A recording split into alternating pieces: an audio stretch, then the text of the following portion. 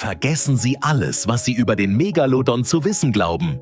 Neue wissenschaftliche Erkenntnisse zeigen, er war keineswegs nur ein überdimensionaler weißer Hai, sondern eine völlig andere gigantische Kreatur. Fast 19 Millionen Jahre lang beherrschte dieser Spitzenpredator die Weltmeere als der größte Hai, der je auf Erden existierte. Er war selbst einem T-Rex gewachsen und besaß eine so gewaltige Beißkraft, dass er einen Wal mit einem einzigen Happen zermalmen konnte. Doch dann verschwand dieser Gigant plötzlich von der Bildfläche. Zurück blieben nur handgroße Zähne und ungelöste Rätsel von der Größe eines Ozeans. Was geschah wirklich mit diesem Albtraum der Tiefe? Könnte er womöglich noch immer in den unerforschten Abgründen lauern? Denn noch unheimlicher als der Gedanke an sein Überleben ist die Erkenntnis, dass wir dieses Monstrum nie wirklich verstanden haben. Neueste Daten beweisen, der Megalodon war nicht nur schneller, sondern weit gigantischer als je angenommen. Die Vorstellung, dass ein Raubtier von der dreifachen Größe eines weißen Hais unsere Ozeane durchstreifte, mit einem Maul, das mühelos zwei Menschen nebeneinander verschlingen könnte, ist faszinierend. Aber entspricht das der Realität? Um das herauszufinden, müssen wir ins Jahr 1666 zurückreisen, als zwei Fischer vor der Küste des italienischen Livorno einen gigantischen Hai aus dem Wasser zogen. Dieser Fund versetzte die Einheimischen in solchen Aufruhr, dass der örtliche Herzog befahl, das Ungeheuer dem dänischen Anatomen Niels Stensen, bekannt als Steno, nach Florenz zu schicken. Überraschenderweise faszinierte Steno nicht die schiere Größe des Hais, sondern seine Zähne.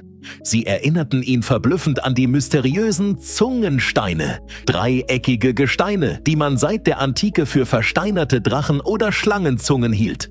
Doch Steno stellte eine kühne Behauptung auf.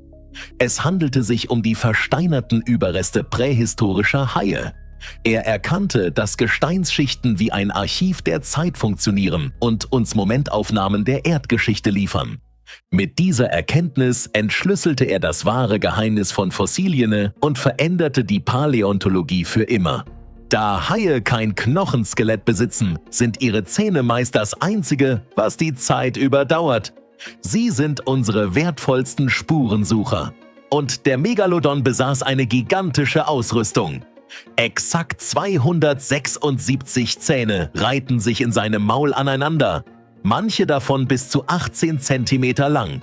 Wie heutige Haie erneuerte er sein Gebiss kontinuierlich. Ein einziger Megalodon konnte im Laufe seines Lebens bis zu 40.000 Zähne verbrauchen. Während seiner 19 Millionen Jahre dauernden Herrschaft war der Meeresboden förmlich übersät mit seinen Zähnen, von denen unzählige zu Fossilien wurden. Diese versteinerten Relikte sind der Schlüssel zu fast allem, was wir heute wissen. Sogar seinen Namen verdankt er ihnen. Megalodon bedeutet schlichtweg großer Zahn. Die erste wissenschaftliche Beschreibung des Megalodon geht auf das Jahr 1835 durch Louis Agassiz zurück. Er ordnete den Urzeithai der gleichen Gattung wie den heutigen weißen Hai zu, vor allem wegen der verblüffenden Ähnlichkeit ihrer riesigen gezackten Zähne. Eine Skelettrekonstruktion aus dem Jahr 1996 stützte diese Theorie und zeichnete das Bild eines noch massiveren, stämmigeren Raubfischs.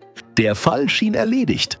Ein gigantischer weißer Hai war geboren, perfekt für Hollywood, um Jason Statham im Blockbuster The Meg gegen dieses Monster antreten zu lassen. Allerdings entsprach dieses Bild keineswegs der Realität. Mitte der 2000er Jahre enthüllten präzise Formanalysen, dass die Zahnstrukturen beider Raubfische absolut keine Gemeinsamkeiten aufwiesen. Während die Zähne des weißen Hais grobe, unregelmäßige Zacken besaßen, glänzten die des Megalodon mit einer deutlich feineren, perfekt abgerundeten Schliffkante. Die Schlussfolgerung war eindeutig. Eine direkte Verwandtschaft oder gar eine Evolution vom Megalodon zum heutigen Weißhai galt damit als nahezu ausgeschlossen. Doch das war erst die Spitze des Eisbergs. Die Forscher ahnten nicht, dass im Schatten der Urzeitozeane eine noch viel düsterere Enthüllung auf sie wartete. Jede Darstellung dieses Urzeithais, die sie bisher im Kino, im Internet oder in ihren schlimmsten Albträumen gesehen haben, ist höchstwahrscheinlich völlig falsch. Denn der größte Raubfisch, der jemals unsere Ozeane durchschwamm, war in Wahrheit noch gewaltiger als gedacht, um ein Vielfaches größer. Lange Zeit stützten sich alle Berechnungen ausschließlich auf fossile Zähne und äußerst seltene Versteinerungen von Wirbelkörpern. Ein vollständiges Skelett wurde nämlich bis heute nicht entdeckt. Glaubte man bisher, seine Körperlänge liege bei maximal 15 bis 18 Metern, so wackelt diese Theorie nun gewaltig. Bis heute. Ein internationales Team aus 28 Wissenschaftlern unter der Leitung des Paläobiologen Dr. Kenshu Shimada hat unser Bild von diesem Giganten grundlegend verändert. Schlüssel dazu war eine seltene Reihe von Wirbelknochen aus Belgien, die allein für den Rumpf bereits auf spektakuläre 11 Meter Länge kam. Durch den Vergleich mit 165 heutigen und fossilen Haiarten errechneten die Forscher eine Gesamtlänge des Megalodon von etwa 16,4 Metern. Doch ein weiterer Wirbel aus Dänemark mit 23 Zentimetern Durchmesser deutet darauf hin, dass einzelne Exemplare eine unfassbare Länge von 24,3 Metern erreichten. Das ist knapp 10 Meter größer als bisher angenommen, vergleichbar mit einem Blauwal und mit einem gigantischen Gewicht von atemberaubenden 94 Tonnen. Megalodons waren nicht nur um ein Vielfaches größer als gedacht, sie sahen auch völlig anders aus als in unseren Vorstellungen. Neueste Analysen von 3D-Modellen zeigen, er war keineswegs der bullige, panzerartige Gigant im Stil eines großen weißen Hais, wie man lange glaubte. Stattdessen glich sein Körper eher einer stromlinienförmigen Silhouette mit flacherem Kiefer, kürzerer Schnauze und extrem langen Brustflossen. Erstaunlich ähnlich einem gigantischen Zitronenhai. Gleichzeitig enthüllte die Studie Düsteres über ihre Fortpflanzung. Megalodon-Babys kamen bereits mit einer gigantischen Länge von knapp 4 Metern zur Welt. Der Grund für dieses extreme Wachstum: ein kompromissloser Kannibalismus bereits im Mutterleib, bei dem die Embryos unbefruchtete Eier verschlangen, um maximale Energie zu tanken. Diese neu entdeckte aerodynamische Körperform liefert auch die Erklärung dafür, wie der Megalodon eine gewaltige Länge von bis zu 24,3 Metern erreichen konnte. Denn hüllte sich sein Körper in eine massiv klobige Gestalt, erzeugte dies im Wasser schlichtweg zu viel Widerstand. Diese perfekte Hydrodynamik erklärt zudem, warum der Megalodon die Weltmeere beherrschte. Fossile Zähne wurden schließlich auf jedem einzelnen Kontinent entdeckt, mit Ausnahme der Antarktis. Doch wie konnte ein derart dominanter, mächtiger Herrscher der Meere einfach spurlos verschwinden? Wie konnte das gefürchtetste Raubtier der Erdgeschichte einfach aus den Annalen der Zeit ausradieren werden? Wir wissen, dass der Megalodon vor etwa 20 bis 3,6 Millionen Jahren ausstarb. Eine lange gehegte Theorie besagte, dass die Eiszeit die Wassertemperaturen tödlich abkühlte. Neueste Daten enthüllen jedoch, der Megalodon war mesotherm, also warmblütig, und konnte mühelos in eisigen Breitengraden überleben. Wenn also selbst der Wandel des gesamten Planeten diesen Giganten nicht stürzen konnte, was brachte ihn dann wirklich zu Fall?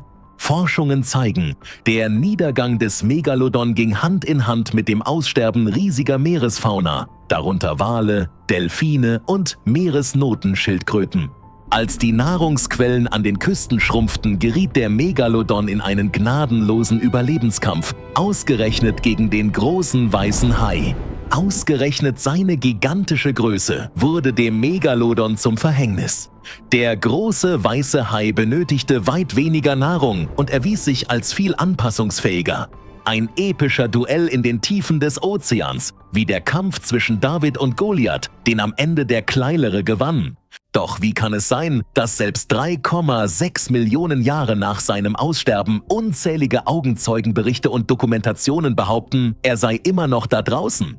Könnte sich der Megalodon tatsächlich bis heute in den undurchdringlichen Tiefen des Marianengrabens verborgen halten? Einer der größten Auslöser für diesen Mythos war eine gehypte Dokumentation aus dem Jahr 2013, die behauptete, der Megalodon lebe noch. Millionen schauten zu. Doch wie sich herausstellte, war die gesamte Show voll von gefälschten Fotos, manipuliertem Material und Schauspielern, die als Wissenschaftler auftraten. Auch angebliche Sichtungen wie die Schlagzeilen vor New England im Jahr 2022 entpuppten sich schlichtweg als harmlose Riesenhaie.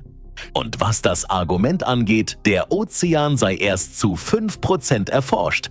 Wäre der Megalodon noch da draußen, könnten Schwertwale und große weiße Haie niemals die unangefochtenen Spitzenprädatoren der Meere sein.